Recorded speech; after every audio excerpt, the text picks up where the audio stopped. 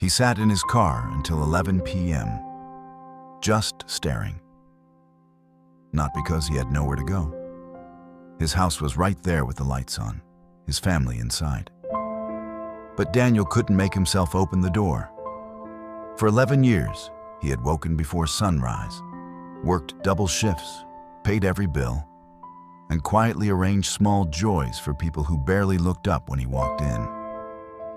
His wife had stopped saying thank you 4 years ago, not out of cruelty, not her habit, but because she just thought it was his responsibility. Like a ceiling fan, you stop noticing until it breaks. Daniel had become the ceiling fan. His teenage son, Marcus, never looked up from his phone when he came in. His daughter, Priska, asked for things the way you use a vending machine.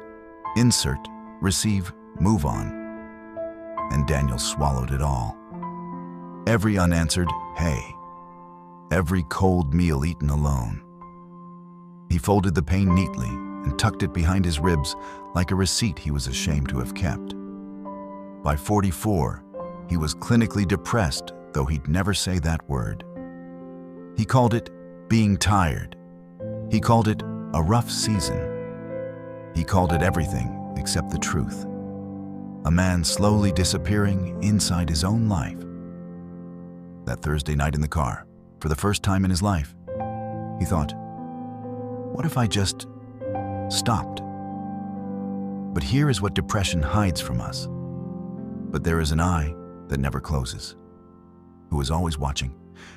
And close by, Psalm 34:18 says, "The Lord is close to the brokenhearted and saves those who are crushed in spirit." Close, not distant. Close the way a parent leans down to a child who has fallen. Every lunch Daniel skipped, God saw. Every "I'm fine" that was really "I'm falling apart," God heard the real version. Jesus said in Matthew 6:4, "Your Father, who sees what is done in secret, will reward you."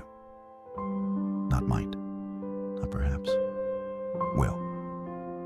That night in the car, Daniel did something he hadn't done in years. He talked to God, not beautifully, not with careful languages. He poured out his wounded heart to God. He said, "Father, I can't do this anymore. I don't know if you see me, but I need you to." That was enough.